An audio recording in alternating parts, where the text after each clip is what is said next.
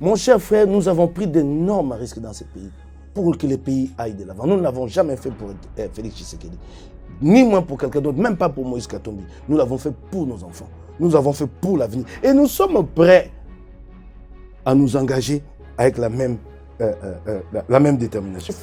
Mon cher ami, cette structure existe, fonctionne en violation de la constitution, des dispositions légales de ce pays. Le chef de l'État est irresponsable. Nous ne sentons pas. Je peux comprendre que ce soit difficile de changer le Congo, que les gens trouvent des justifications à dire Kabila fait 18 ans, nous on en est qu'à 3 ans. Je peux comprendre. Que de respecter les droits fondamentaux. Ce qu'il y a de plus simple pour respecter les droits fondamentaux, même pas ça. Il faut 18 ans pour que vous laissez ma tête à sortir du pays. Il faut 18 ans comme Kabila. Il est prisonnier à ciel ouvert. Il est prisonnier. Même ça, le plus simple, qui ne demande que de la volonté politique, même ça.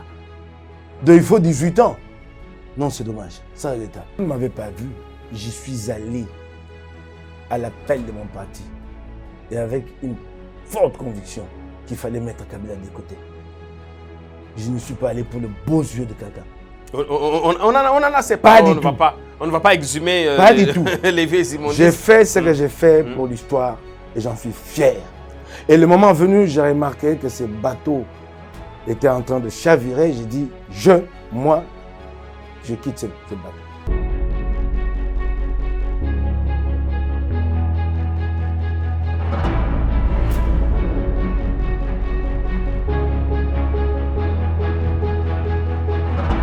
Ils étaient vent debout contre Kabila dans le fameux non au troisième mandat.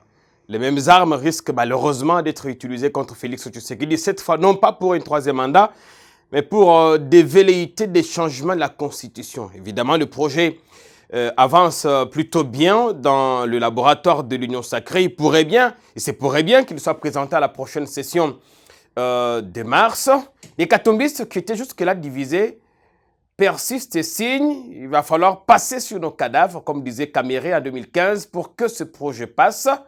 Mike Mkebai, qui fait partie de ceux qui défendent cette thèse, et sur notre plateau, il nous fait l'immense honneur de répondre à notre invitation. On est content de vous recevoir. Merci beaucoup, Jean-Pierre. Comment allez-vous? Ben oui, ça va. Il y a une semaine, vous étiez à Lubumbashi. Si. À l'occasion de l'inauguration du siège du parti Ensemble pour la République. De l'immense bâtiment.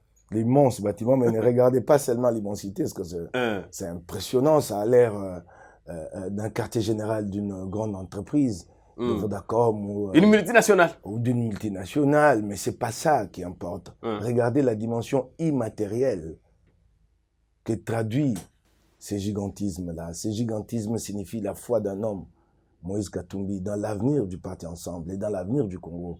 C'est comme ça qu'il investit, il dit j'y crois, j'y vais.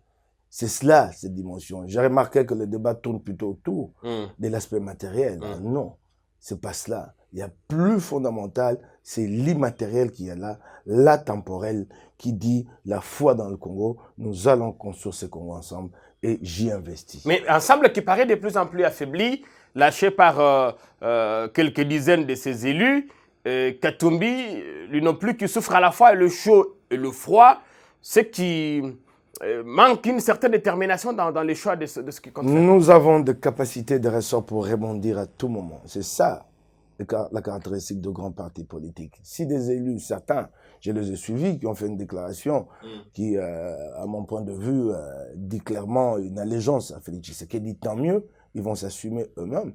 Demain, nous pourrons encore aligner des candidats et obtenir la majorité tout au moins relative à l'Assemblée provinciale, à l'Assemblée nationale et dans les différentes assemblées provinciales. Ce qui a le plus important pour nous, c'est pas nous les cadres.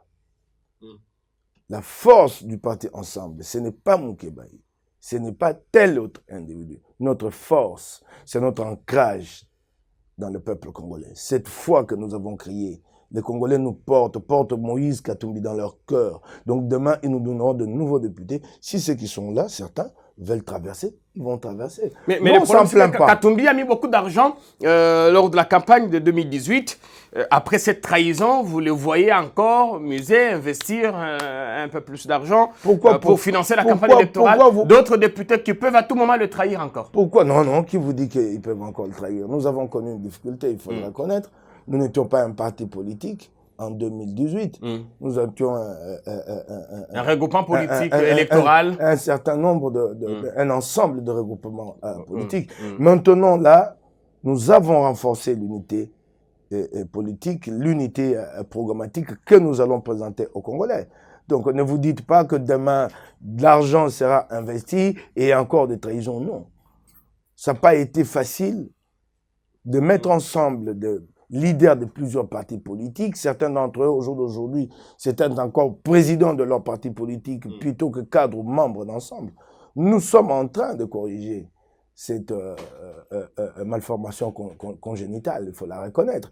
Nous sommes en train de nous souder, de devenir un réel parti politique avec une vue commune sur la façon de changer. Entre-temps, vos cadres qui sont au gouvernement, eux aussi ont fait allégeance à Félix Tshisekedi. Quand vous suivez le ministre des Affaires étrangères, son collègue de l'ESU, vous sentez que le cœur bat plus pour l'Union sacrée que pour Ne me ensemble. posez pas la question sur cela. Allez-y poser la question à l'UDPS. Hein. C'est leur... je ne sais pas, deux rangs ou alliés. Ce sont vos collègues. Moi, je les ai complètement oubliés. J'étais étonné que Christophe Lutundula fasse une déclaration pour dire que en 2023, il soutiendra Félix Tshisekedi. C'est pour cela que le parti l'avait délégué au gouvernement, pendant que le parti n'a pas encore levé d'option, mais nous savons déjà, nous-mêmes en notre sein, que nous alignerons des candidats à tous les niveaux, de la présidence aux dernières élections. Le message de Lutundula est clair dans ces cas. Oui, mais tant mieux. Il a traversé avec armes et bagages. Alors, s'il veut traverser, qu'il traverse. Alors, ne posez plus la question sur lui. Allez-y poser à ces nouveaux co-associés de l'UDPS. C'est eux qui peuvent répondre de lui, pas moi. Parce qu'il a été votre coéquipier dans un passé récent. Ben, il a été, et là, il a pris position, il a traversé. Tu veux que je fasse quoi? Que je le retienne? Je ne le retiens pas, il part. C'est pas moi, d'ailleurs, qui retiens les gens en parti. Je suis un cadre comme tout autre. Donc, si Lutundula a décidé de partir, je le constate. Et pour moi, je tire les conséquences, je le considère désormais comme non-membre d'ensemble. C'est vraiment clair à mon point de vue. Moi, je ne le vois pas, je ne tâtonne pas. Nous avons une ligne, nous défendons cette ligne-là. Si vous n'êtes pas dans cette ligne-là, nous ne sommes pas avec vous. C'est vraiment clair. Est-ce que le problème, c'est pas parce qu'il voit quand même que le ciel s'assombrit de plus en plus pour Lubumbashi? Non, le ciel ne s'assombrit pas. Mais tu verras qu'en 2023, certains qui, au jour d'aujourd'hui, montrent une certaine préférence pour Félix Tshisekedi, s'ils n'obtiennent pas de lui des financements, parce qu'en réalité, ils vont chercher à rester à la tête de leur petite partie mallette là, s'ils n'obtiennent pas de financement de lui pour aligner de candidats, ils vont revenir vers Katumbi. En fait, c'est des gens qui ne savent pas qu'est-ce qu'ils veulent en réalité. Mais au jour d'aujourd'hui, si tu le vois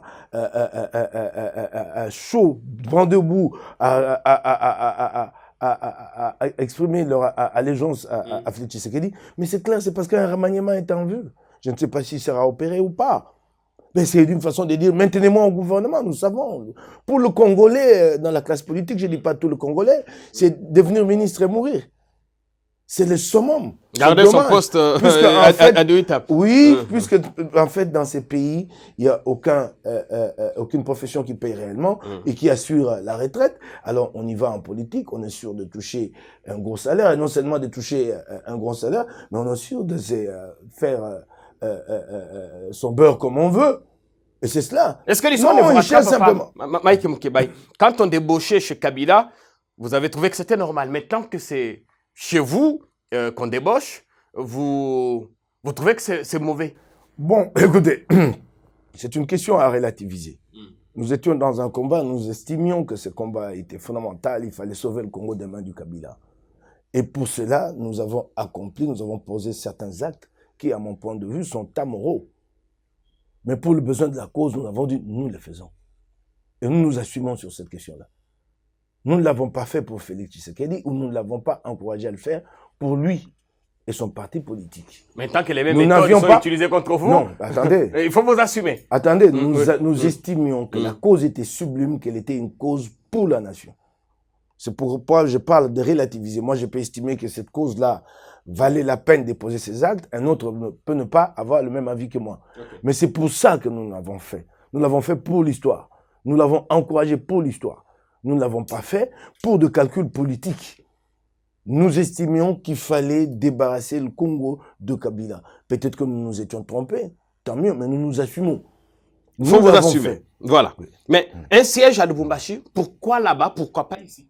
Non, il y a un siège ici, à Kinshasa, il y a le siège national. À quelques encablures de station Ma Campagne. C'est un bâtiment autant gigantesque, peut-être que vous... je ne suis pas encore passé par là, mais là, vous êtes locataire. Vous ne faites pas très attention parce qu'il n'y a aucune inscription là-dessus, mais il y a quand même les drapeaux qui renseignent sur notre présence dans cette enceinte-là. C'est le plus grand siège, je pense. C'est un beau bâtiment avec salle de conférence depuis l'époque de Pierre Lumbi. Là, c'est un siège, un autre à Lubumbashi, siège, coordination provinciale au Katanga, avec les bureaux du président du parti et chairperson 2023 Moïse Katumbi sur place, c'est cela. Mais je ne sais pas pourquoi ça fait polémique. Nous, on n'a pas pensé à impressionner. Bon, vous avez voulu impressionner, sans doute, parce que, bon, quand on fait venir tous les cadres du parti, tambour battant... Mais écoutez, c'est pas la première fois que les cadres du parti se déplacent pour un événement. Lors de la sortie du parti à Kisangani, le parti a fait déplacer plus de 200, 300 cadres qui sont venus de tous les horizons de la République démocratique du Congo. C'est pas un fait nouveau pour nous. On en a l'habitude, en tout cas, on a la capacité de faire déplacer autant, peut-être plus, du monde, comme ça, chaque fois qu'il y a un événement. C'est en fait chez nous une routine. Il n'y a rien vraiment de particulier. Mais ce sont les autres, moi, qui m'ont surpris. J'ai vu la réaction, j'ai dit, tiens, qu'est-ce qui les impressionne autant? Ils voient ce qui est matériel. Je l'ai dit et je l'aurais dit. Parce que vos communicants vont jusqu'à comparer votre siège à ceux d'autres partis. Là, il a même dit que le parti au pouvoir, son siège n'a pas... Un de vos communicants a dit que l'UDPS a un siège avec des toilettes qui ne sont pas débouchées. Vous croyez que cette rhétorique-là, c'est le parti qui l'a développée pour que nos communicants la relayent dans le média? Ah non, nos communicants sont libres. Chacun d'entre eux y est allé avec son propre commentaire à lui et sa sensibilité à lui, libre à eux. Tant que ça n'a pas été injurieux, tant que ça n'a blessé personne, ben, il n'y a pas lieu de les interpeller, de les rappeler à l'ordre. Ils sont restés dans le cadre purement démocratique, donnant chacun son avis, comment chacun a vécu cet événement. Normal. Pour 2023, Katumbi, c'est une question de vie ou de mort? Pourquoi vous dites une question de vie ou de mort? Est-ce que la présidence de la République est une question de vie ou de mort? C'est cela d'abord. Nous n'avons pas la même compréhension du pouvoir que ceux qui y sont maintenant.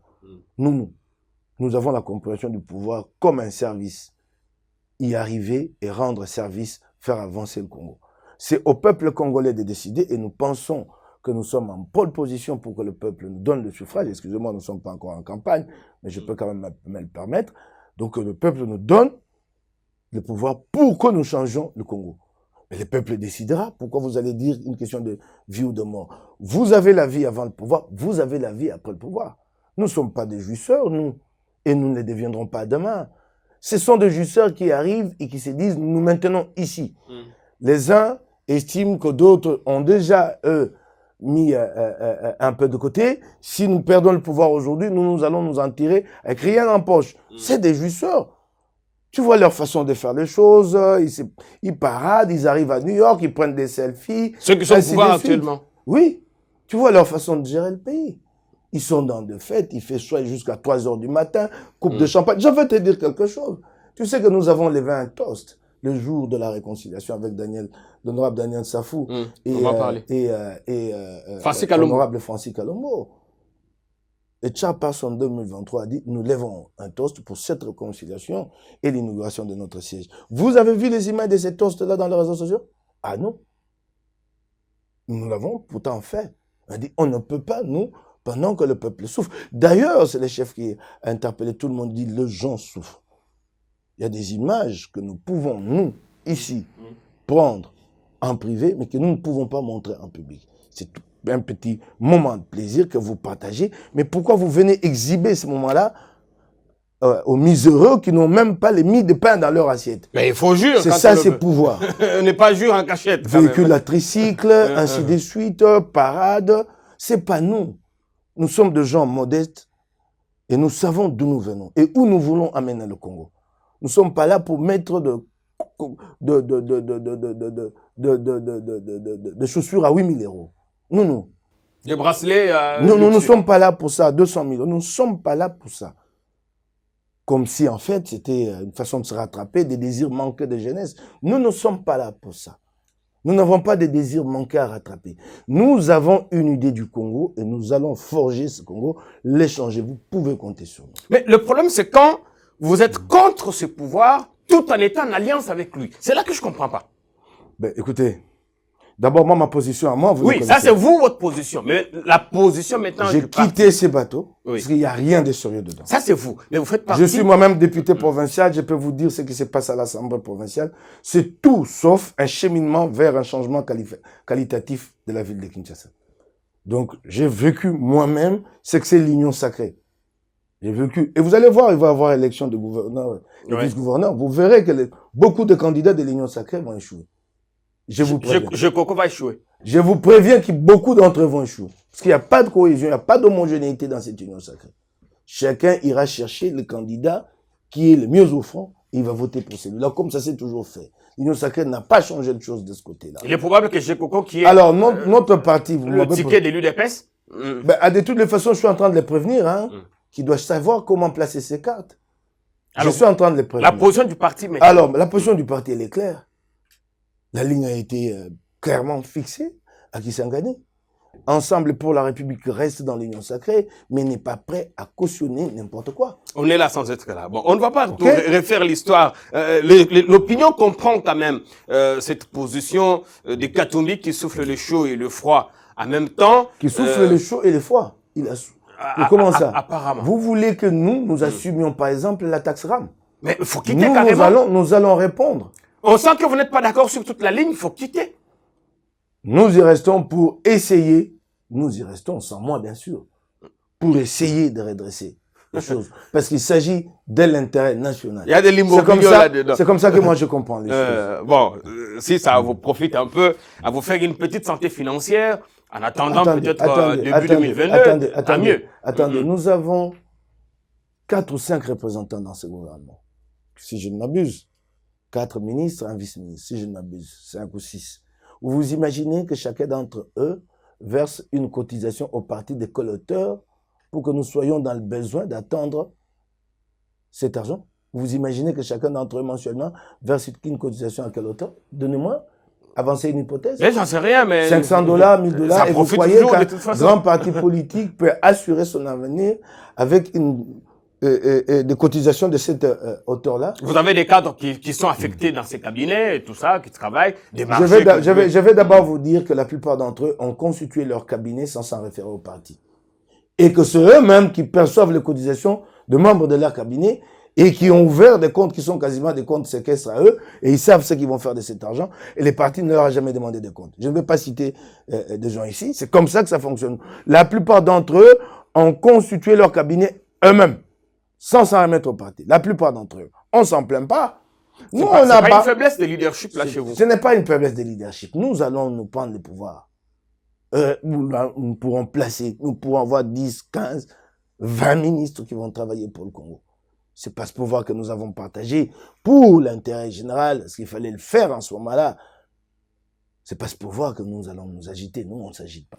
Mais maintenant, ce que je comprends pas, c'est que vous trois, vous, Mike Mukeba, Daniel Safou, Francis Kalombo, 3 adultes qui s'est rentrés dedans à tout moment, il fallait que Moïse Katumbi vienne offrir ses bons offices pour que les 3 se réconcilient.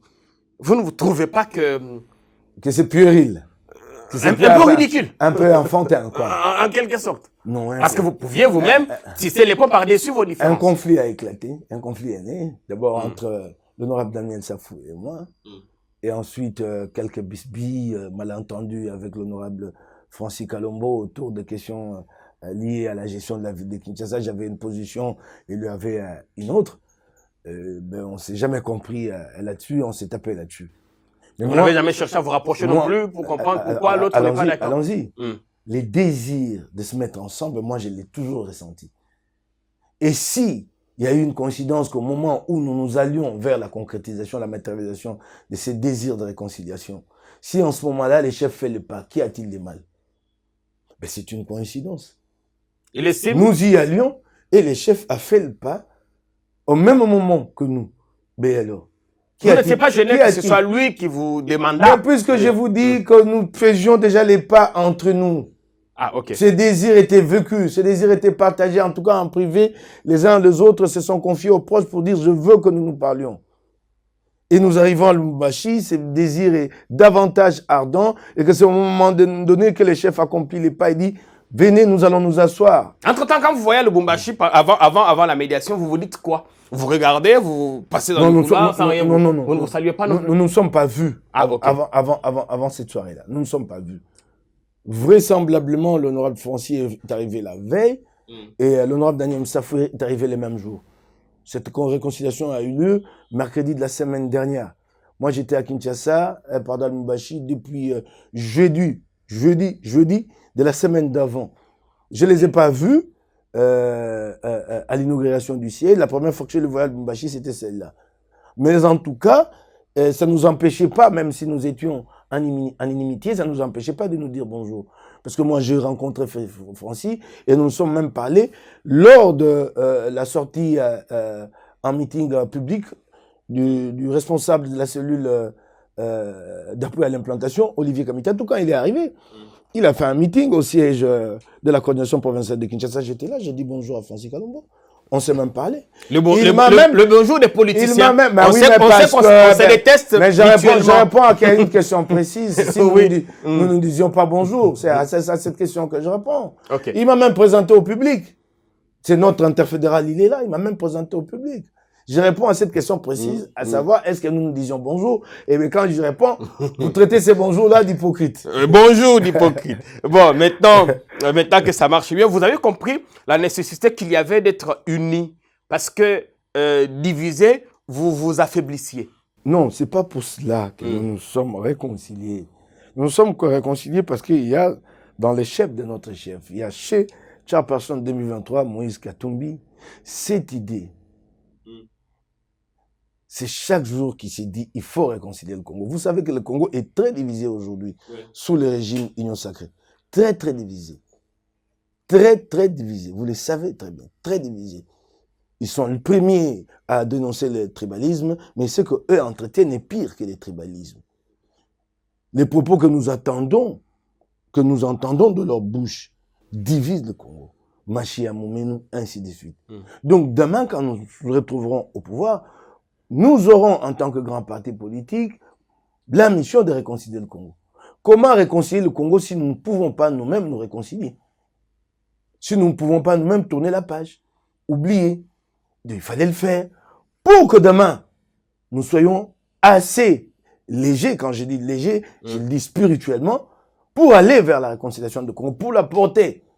C'est pourquoi ce n'est pas été accompli. Dieu seul sait combien de temps ça va prendre. Non. Au moins, je vous assure d'une chose, nous ne sommes pas des saints. En tout cas, moi, je ne le suis pas. Mais au moins, une leçon que nous avons compris, chacun, c'est que désormais, s'il y a malentendu au sein de la famille, autant régler le problème en famille. Comme on dit, le linge sale, c'est l'avant-famille. Donc, ça signifie que demain, il y aura peut-être de malentendus, mais vous ne me verrez pas, moi, sur un plateau télé pour exposer ça au grand public. Je ne le ferai pas, en tout cas, je prends l'engagement. Voilà. Les adultes ont compris comment ça se passe. Pour être honnête, parfois, le spectacle que les trois nous offraient n'était pas très, très commode. Et quand vous revenez à Kinshasa, vous trouvez notre dossier brûlant, c'est lui du changement présumé de la Constitution. Présumé parce que le dossier n'est pas encore officiel, mais un de vos collègues députés au niveau de l'Assemblée nationale, Tideli Sesanga, l'a dénoncé. Et on a vu Steve Mbikaï qui est cité d'être dans ce coup-là, faire un tweet, faire même des interviews, dire ce que lui pense des innovations qu'il faut apporter dans la nouvelle constitution, notamment passer du mandat du quinquennat au septennat. Et là, encore une fois, la question n'a pas fait débat au sein de l'Union sacrée. Même si on sait que vous ne vous réunissez quasiment pas pour décider sur des questions essentielles. Est-ce que vous avez vu l'Union sacrée dégager sa responsabilité sur cette thèse de Steve Mbikaï et tant d'autres? Elle n'a pas dégagé sa responsabilité. Elle ne s'est pas dissociée. Peut-être qu'on prend ça pour un avis personnel. Oui, un avis personnel quand même très très grave. Vous savez que la situation au pays est très très délétère, que c'est une question à très forte sensibilité. Le fait de laisser cette idée aller de la distiller dans l'opinion, peut nous amener à des situations incontrôlables demain. Mais personne alors du côté de l'Union sacrée, tu l'as entendu dire que ce n'est pas notre position à nous. Donc c'est bien quelque chose qui est imaginé. Nous l'apprenions à l'époque, que Kabila allait passer à la révision constitutionnelle, qu'il allait nous amener à un tour de l'élection présidentielle. Nous n'avons jamais, nous, à l'époque, pris ces informations-là au sérieux. Une des semaines après, nous étions surpris, Kabila est passé à l'acte. Alors, autant prévenir que guérir aujourd'hui. Chat échaudé craint l'eau froide. Et donc, nous prévenons le peuple que si cela se faisait, nous nous mettrons debout, comme nous l'avons fait à l'époque de Kabila. Et je tiens à rappeler que quand nous nous battions, quand nous étions engagés dans cette lutte-là, l'UDPS fricotait déjà avec Kabila. Quand en 2015, la mobilisation a poussé Kabila à reculer sur sa fameuse loi électorale qui subordonnait la tenue des élections à l'organisation préalable, à l'organisation préalable du recensement, l'UDPS n'était pas avec nous dans la rue. Elle n'était pas là. Elle était déjà engagée dans des pourparlers avec Kabila à Ibiza. Nous avons réussi à faire reculer Kabila sur cette question-là. Et nous le referons demain. Je l'ai dit avec fermeté. J'ai dénoncé... Vous pensez que le contexte est le même? Je vous assure, plutôt que de l'avoir fait en 2015, à créer un précédent qui fait que le peuple sait, le moment venu, sait qu'il fera. J'ai dénoncé, avec la même fermeté comme je le fais ici, ces plans machiavéliques, et j'étais face à 3 journalistes. L'un d'entre eux a été menacé. Il a subi des menaces. Un confrère a été menacé. Il a été appelé par 3 collaborateurs du chef de l'État. Je ne vais pas le citer, mais je serai obligé de les citer un jour. Ok.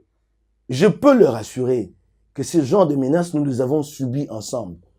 Eux et moi, eux et nous, que nous connaissons ces menaces. Ce ne sont pas ces menaces qui peuvent faire reculer quelqu'un comme moi. Des collaborateurs du président, tu sais qu'ils vous ont menacé. Ils ont menacé le journaliste. Je suppose que j'ai été menacé indirectement parce qu'ils ont promis que nous finirons en prison, nous qui avons animé cette émission-là, Daniel Safou et Francis Kalombo. Que vous reproche-t-on? Non, allons-y tout doux. Moi, je vais leur dire. Ce n'est pas ces menaces-là qui vont faire reculer quelqu'un comme moi. Ça, ils peuvent compter sur notre détermination. Et moi, donc, alors, je leur présente 3 hypothèses. S'ils sont courageux, s'ils sont courageux, que l'un d'entre eux ose m'appeler moi directement. Que l'un d'entre eux ose simplement m'appeler. S'ils sont courageux, ils sont passés par le journaliste. Je leur dis ça en face. S'ils sont courageux, qui m'appelle, moi, Moukebaï? Mike. Ça, c'est un. Je leur propose une deuxième thèse. C'est de m'envoyer en prison comme ils le promettent. Ils peuvent le faire à tout moment. Et la troisième... Ils ont promis de vous envoyer en tôle? Oui, et la troisième qui est la pire à laquelle je suis préparé, c'est de m'enlever la vie. Parce qu'il y a... Ça a été dit dans ce sens-là. Vous avez des preuves? Non, je t'en prie. Et je leur dis, je suis préparé à ces 3 thèses-là, à ces 3 hypothèses. Je suis préparé. Mon cher frère, nous avons pris d'énormes risques dans ce pays pour que le pays aille de l'avant. Nous ne l'avons jamais fait pour Félix Tshisekedi. Ni moins pour quelqu'un d'autre, même pas pour Moïse Katumbi. Nous l'avons fait pour nos enfants. Nous l'avons fait pour l'avenir. Et nous sommes prêts à nous engager avec la même détermination. On dit que vous incitez le peuple à la révolte. Je ne incitais personne. J'ai dit que le moment venu, si cela se matérialisait, nous nous dresserons. Le changement de la Constitution. Nous nous dresserons contre ces projets. Mais la Constitution elle-même prévoit les mécanismes de sa modification ou de son changement. Mon cher frère, je crois que si une modification est entreprise dans le sens de l'intérêt général, moi je ne me dresserai pas contre une telle initiative. Mais qu'on en arrive au jour d'aujourd'hui, pendant que le monde, partout ailleurs, est passé à la réduction du mandat, qu'il y ait quelqu'un quelque part qui vienne vous sortir l'idée d'un septennat. Un septennat, pourquoi faire? Mon cher frère, j'allais dire ceci. Nous avons, nous, pris des risques, d'énormes risques pour qu'aujourd'hui on recule. Des fois, ça m'arrive de me demander comment j'étais encore, comment je suis en vie. C'est Dieu seul qui le sait. C'est lui le maître du destin. Ce n'est pas ces individus-là qui croient faire peur. Vous ne comptez pas reculer face aux menaces? Non, en tout cas, moi, je ne reculerai pas. Ça, ils peuvent compter sur moi. Cette photo ici, j'allais laisser ma vie ici, dans cette photo. C'était lors d'une démarche organisée par le CLC.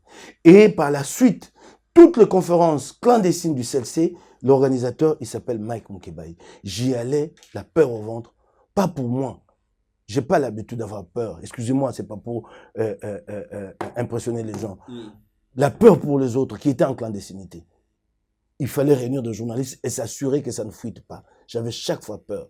Nous nous rencontrions une trentaine de minutes, après nous nous dispersions, et vous aviez les annonces dans les réseaux sociaux. Nous l'avons fait.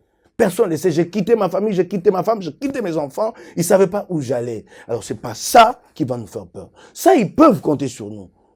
C'est bien de se bomber le torse et d'avoir, nous avons la base. Mais le peuple, non, vous ne l'avez pas. Personne n'a le peuple. Même moi qui parle, je ne l'ai pas. Personne n'a le peuple. Et vous ne l'aurez jamais. personne d'entre nous n'aura le peuple. Est-ce que sont pas fâchés? Ne sont-ils pas fâchés? C'est le peuple qui décidera ces jours-là. Ne sont-ils pas fâchés parce que vous faites un procès d'intention à monsieur le président? Nous ne faisons pas un procès d'intention. Vous avez vous-même parlé de déclaration de tel ou de tel autre. Nous ne faisons pas de procès d'intention. Ou carrément, il faut attendre que le projet se concrétise. Oui, nous sommes en politique, vous nous attendez, vous attendez qu'on nous mette devant un fait accompli encore une fois. Et quand un homme aussi sérieux que Sesanga, député national de surcroît, anticipe sur la question et dénonce, vous croyez qu'il est en train de parler des chimères? On est quand même à quelques mois des élections. Pourquoi vous pensez que pareil projet devrait être initié? Pourquoi vous y croyez? Non, nous ne croyons pas. Nous ne nous croyons pas. Nous ne faisons un procès d'intention à personne. Il y a eu des déclarations dans ce sens. Et vous-même, vous avez cité un de l'Union sacrée qui a fait des déclarations allant dans ce sens-là. Donc, ce n'est pas un procès d'intention. Les gens l'ont dit. Voilà. Les gens l'ont dit. Mais si cela devrait être fait, ça signifie que nous passerons inévitablement par le référendum. Quitte à vous de mobiliser votre base à ce qu'elle vote contre. Une opération autant coûteuse, onéreuse et fastidieuse que les élections générales organisées en 2023. C'est cela le problème. Donc, si nous allons dans cette voie-là, c'est que ça signifie, c'est que les élections sont repoussées à 2 années plus tard. Et encore qu'au jour d'aujourd'hui, elles sont hypothétiques. Il n'y a rien n'indique que nous aurons les élections dans les délais constitutionnels. Rien n'indique. Kadima a donné sa parole. Si des élections aussi, à mon point de vue, je dirais pas banales, mais des élections de moindre portée. L'élection des gouverneurs. Sur le plan pratique, sur le plan de l'organisation, celles des gouverneurs, sont reportées plus d'une fois. Qu'en sera-t-il des élections générales?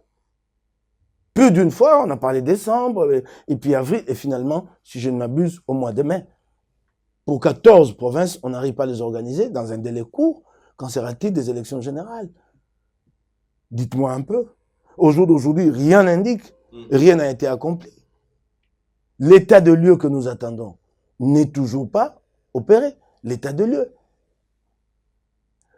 Nous devons procéder à la refonte du fichier électoral. Cette opération va être mise en route quand? À quel moment? Et ce qui est très grave, c'est que Denis Kadima s'est plaint qu'il n'y a pas d'argent. Il a été contredit par le gouvernement.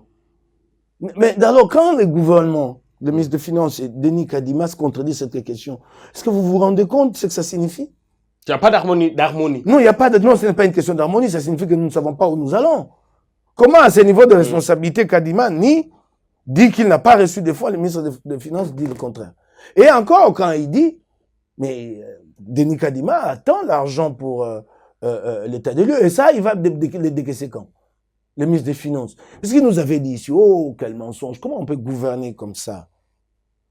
Ne nous avait pas-il dit ici qu'il avait mis de l'argent de côté, un compte séquestre avec 100 millions de dollars pour financer les élections? Ils sont où les 100 millions de dollars? Vous pouvez, prendre des gens au sérieux quand ils vous disent des choses qui demain ne se réalisent pas? Vous pensez qu'il y a une volonté manifeste de ne pas organiser les élections? Non, ce n'est pas une volonté manifeste, c'est une question d'amateurisme simplement.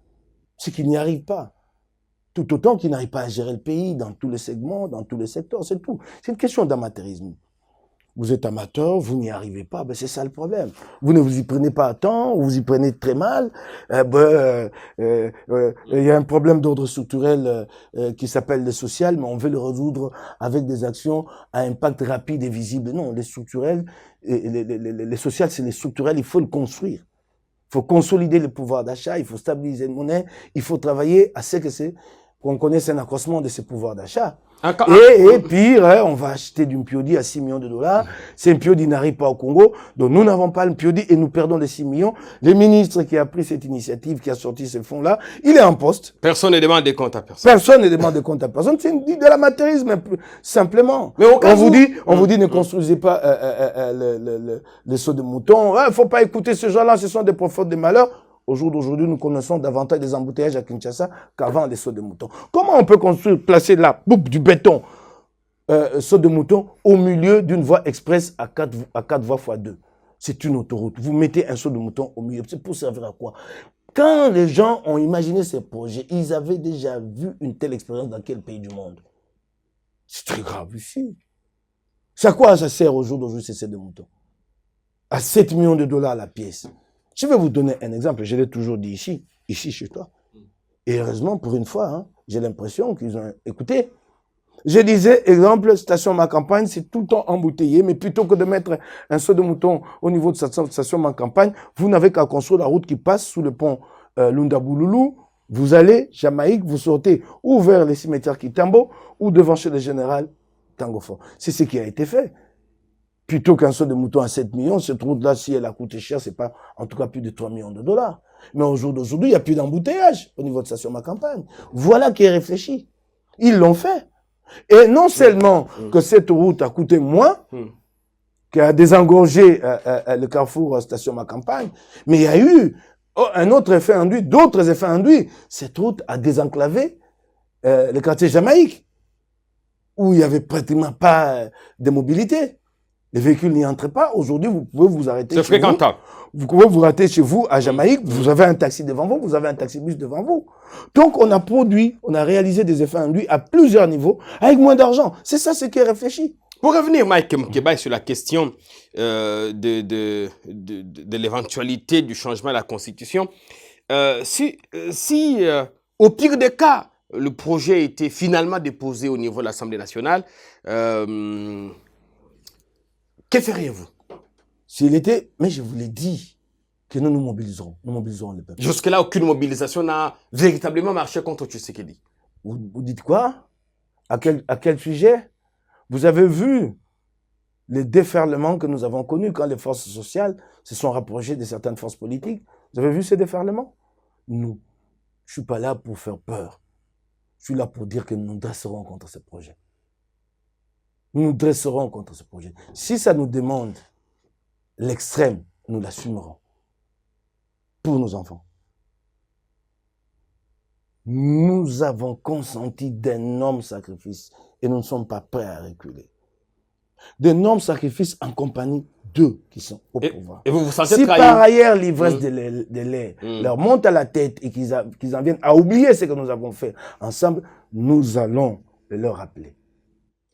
Quand vous voyez ce qui se passe dans l'affaire Matata Pognon, interdit, je pense, vous étiez encore à Lubumbashi, dimanche, il y a une semaine, de se rendre à Lubumbashi aux obsèques de sa sœur.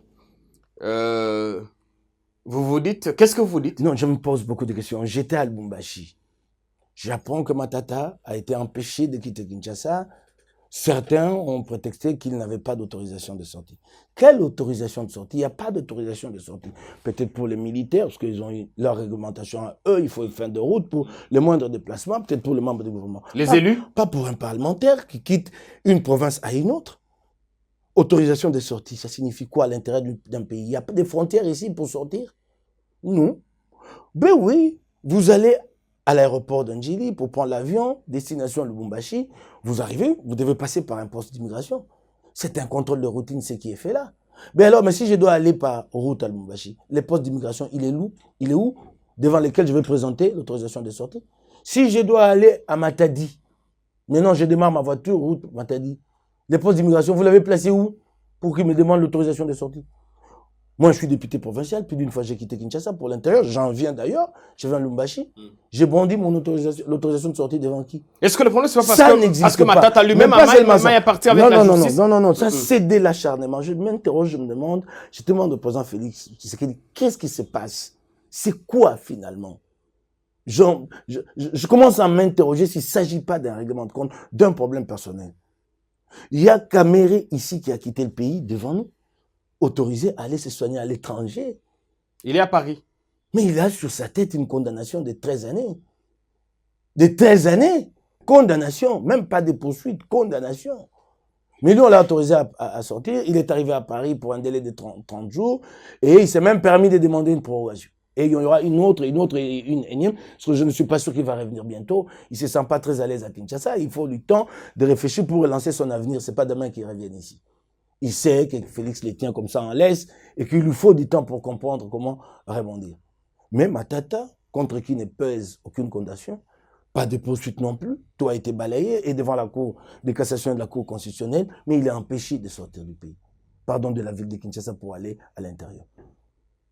Ça, c'est de l'acharnement. C'est pas ça faire avec Bahati, où vous pensez que le président en a pour quelque chose. Et puis je me demande, ça je ne comprends pas ça chez le président Félix Tshisekedi, élu de PES, et peut-être extension aussi à l'Union sacrée.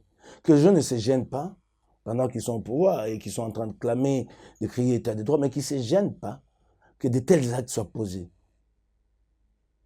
Que les gens, au jour d'aujourd'hui... Ils ne les condamnent pas non plus. Non, ils ne se gênent pas. C'est que l'opinion pense du régime, ainsi de suite. Non, ils ne s'en gênent pas. C'est ce que vous appelez l'ivresse du lait. Ce que nous dénoncions hier contre Kabila, vous me voyez, moi, au pouvoir et apprendre que Jean-Pierre Kayembe a été jeté en prison pour ses opinions. Je me lèverai, tout en étant au pouvoir. Mais ici, personne ne se gêne, en tout cas surtout pas le président de la République, de se poser une question sur l'image de son régime. Est-ce que Matata est prisonnier politique, en fait, c'est prisonnier dans son propre pays? C'est un côté cynique que je découvre chez des gens qui pourtant sont des démocrates, ont mené un combat historique. Je commence à m'interroger sur ces combats historiques des partis politiques africains. Presque aucun parti historique africain n'a réussi à transformer son pays. Tu as l'exemple d'Alpha Condé là-bas, tu as l'exemple de l'ANC. Mandela a connu un mandat assez tranquille, mais tu as vu ce que Zuma a fait de l'Afrique du Sud par la suite. Jusqu'à même au frappé d'ostracisme, comment il s'appelle, Desmond Tutu, l'isoler puisqu'il était critique envers la gouvernance de l'ANC. Vous voyez. Vous avez vu Abdoulaye Wade en Afrique, au Sénégal. Mais je croyais que l'UDPS allait faire exception, mais non. Vous êtes déçus. Dessus, nous croyons que cette historicité amenait les gens à bien comprendre le pays, à poser des actes idoines pour faire avancer le pays. Est-ce que on ne se dit pas, en réalité, Matata partir, il pourrait s'extirper? En réalité, c'est un procès d'intention. C'est un procès d'intention contre un individu qui jouit pleinement de ce droit. Quelle est la décision de justice qui interdit à Matata de quitter le pays? Ou une décision administrative quelconque de la DGM, par exemple? Elle est où?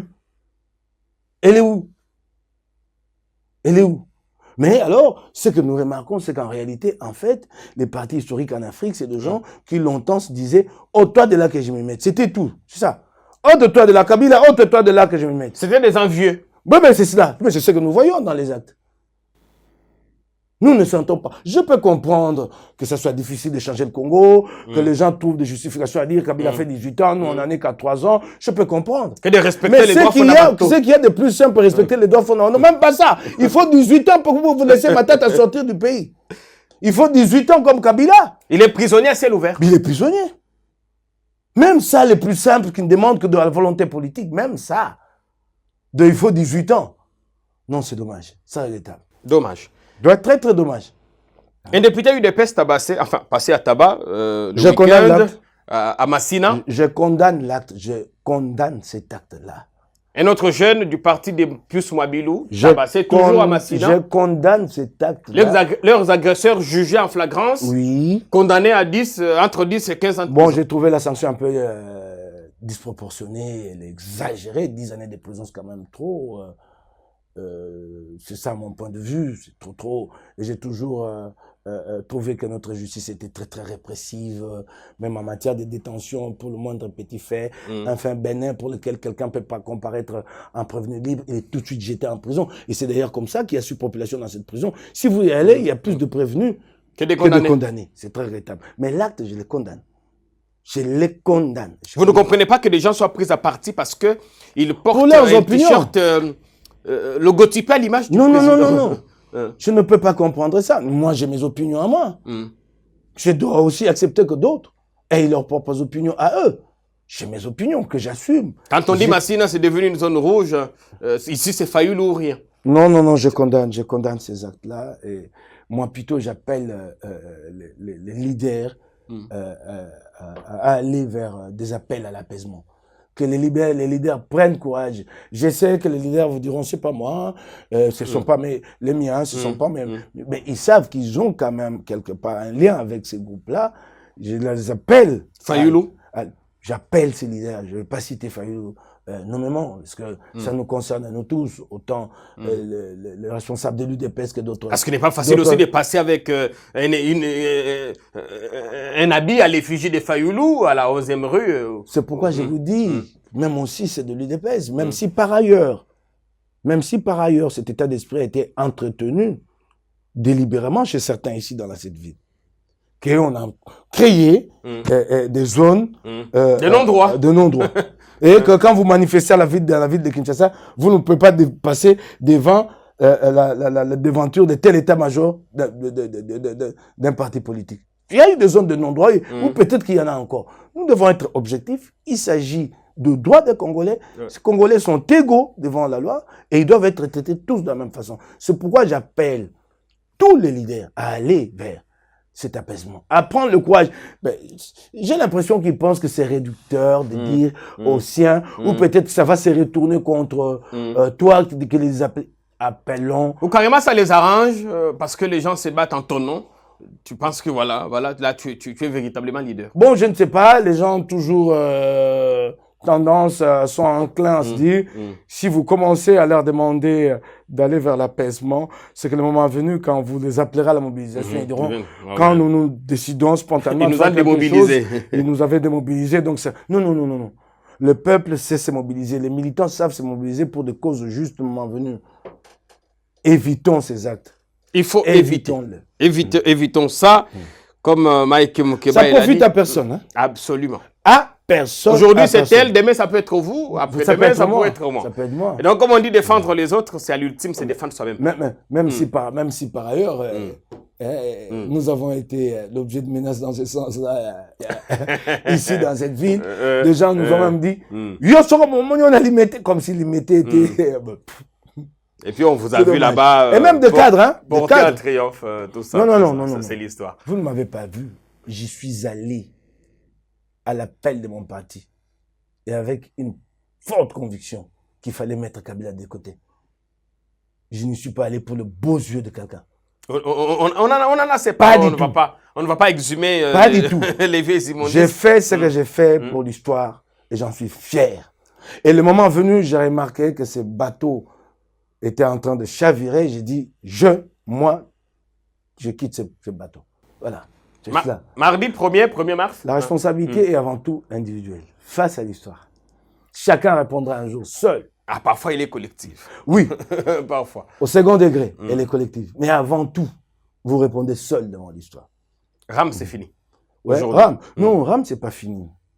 Il n'y a pas qu'à supprimer RAM pour que nous applaudissions. Il y a deux étapes encore à accomplir. On n'a pas supprimé RAM, mais plutôt le prélèvement. Le RAM, comme service, d'après ce qu'ils nous disent, continue. Attendez, ça ne sert à rien. Ça, c'est vraiment un fait. De la littérature. Oui, fini, RAM, fini la taxe RAM. Mais ce n'est pas fini. Nous attendons de Félix Tshisekedi le courage de dissoudre l'ARPTC. Le chef de l'État, ici, constitutionnellement, est irresponsable en ce qui concerne la gestion. C'est lui qui répond de la gestion du pays devant l'Assemblée nationale, c'est le Premier ministre. Mais comment vous rattachez à la présidence de la République, au président de la République, une structure qui rapporte de l'argent et qui en répondra? Et vous savez dans quelles conditions la RPTC a été créée? Vous avez rappelé ça ici? Oui, la RPTC a créé pour soustraire de l'OCPT tout ce qu'il y avait de juteux là-dedans. La licence, l'octroi des licences, fréquence, code 223. Mais Félix Tshisekedi qui arrive pour le changement et qui le dit, qui le proclame, qu'attend-il pour fermer la RPTC et restituer à l'OCPT qui est devenu, je sais pas, la SCPT ou la restituer à l'ex-OCPT ce qui lui revient. Qu'attend-il? Donc, il n'y a pas qu'à supprimer RAM. Donc, la suppression seule ne suffit pas, il faut aller au-delà. Mais mon cher ami, cette structure existe, fonctionne en violation de la Constitution, des dispositions légales de ce pays. Le chef de l'État est irresponsable. Et je vous dis dans quelles circonstances politiques ça a été créé. En fait, Kabila, sachant que le CPT, le ministère des PTT, comme nous l'appelions à l'époque, allait basculer du côté RCD, a tout tiré des jutés de l'OCPD pour amener ça à la présidente de la République. Vous arrivez, vous trouvez une telle forfaiture en place et vous l'entretenez. Beaucoup disent qu'il faudrait envisager aussi le remboursement. Et puis le remboursement, le remboursement, ça nous le réclamerons. Si Félix Tshisekedi n'est pas capable de nous rembourser, l'État congolais le fera même 10 années plus tard. Symboliquement, pour réparer le mal. Le mal. Peut-être que nous le ferons. On finit par le roi Philippe qui reporte ou annule quasiment pour la deuxième fois ou la troisième maintenant son déplacement à Kinshasa. On dit c'est suite à ce qui se passe en Ukraine, tout ça, la guerre. Les conditions ne sont pas requises pour qu'il arrive. Le roi ne gère pas. En Belgique, le roi ne gère pas. Le roi règne. Le roi règne. Mais sa venue est quand même symbolique pour nous. Ouais, attendez, c'est quand on vous dit qu'il y a crise en Ukraine, qu'il ne peut pas se déplacer. C'est pas à lui d'être préoccupé par la crise en Ukraine. C'est au Premier ministre belge. Il ne gouverne pas, il règne. Donc ça signifie que c'est une excuse polie, il ne veut pas venir. Il ne veut pas de nous. Non, il ne veut pas venir, mais je vous dis, c'est une excuse polie. Une excuse polie. C'est tout, il ne veut pas venir. Vous ne comprenez pas pourquoi on a fait autant de bruit autour de cette visite et que finalement... Nous sommes peu fréquentables. Ah non, mais il y a eu le Turc Recep Tayyip Erdogan qui était là il n'y a pas longtemps. Ben, le Turc n'est pas très regardant à la bonne gestion aux droits de l'homme. Le Turc, il est sur la ligne pratiquement chinoise. Quand même s'il y a des cadavres qui sont là, qui jonchent la route, les Turcs qui passent dessus. Hein. Mais pourquoi est-ce que les Belges ne viendraient-ils pas? Vous avez une idée pourquoi est-ce qu'il annulerait son déplacement? Mais nous sommes peu fréquentables. L'image que le pays donne à l'extérieur, elle n'incite pas à ces déplacements-là. L'état de la situation des droits de l'homme, la gouvernance. Vous savez, un tel déplacement diplomatique ressemble pratiquement, est assimilable à une certaine caution que vous apportez au régime. Il n'a pas voulu les faire, c'est compréhensible. Quand vous vous acharnez sur Matata comme ça, que les médias les relaient tous les jours, ben vous payez le prix après. Cette inconscience-là finit par être payée cash. C'est cela. Non, c'est une excuse polie, c'est tout. Il n'a pas voulu faire le déplacement. C'est une excuse polie. C'est vraiment clair. Le gouvernement dit qu'il va prendre des précautions, des mesures pour que les Congolais qui sont en Ukraine se sentent protégés, qu'on leur ouvre un couloir humanitaire en Pologne, là où les portes sont fermées pour quelques Noirs. Vous pensez que cette fois, on a pris quand même la chose au sérieux? Oui, c'est très bien. C'est très bien. C'est très bien que le gouvernement pense aux Congolais, même si par ailleurs, c'est pas évident que dans les faits, ça sera suivi. Mais c'est bien que le gouvernement pense aux Congolais qui sont bloqués en Ukraine. C'est bien qu'ils proposent qu'on leur ouvre un couloir humanitaire. C'est bien, ça montre que c'est un gouvernement qui est préoccupé des sorts de ses compatriotes. Même si, comme je l'ai dit, dans le fait, si demain il faut affréter un avion pour y aller, vous verrez que ça va prendre un mois. Et puis c'est un peu ça, et que on est peut-être plus porté à multiplier des voyages, à dépenser des millions de dollars, plutôt qu'à mettre cet argent dans l'effort de guerre à l'Est. Donc, mais sinon, j'applaudis. On a fini pour aujourd'hui. Merci beaucoup. À vous d'être venu. Merci. Et aussi à ceux qui ont regardé l'émission, merci. On espère que vous avez passé un bon moment de télé ici chez nous, sans électricité de la SNEL. On a pu faire ce qu'on a pu, parfois en transpirant, mais tout ça parce que nous vous aimons. À bientôt.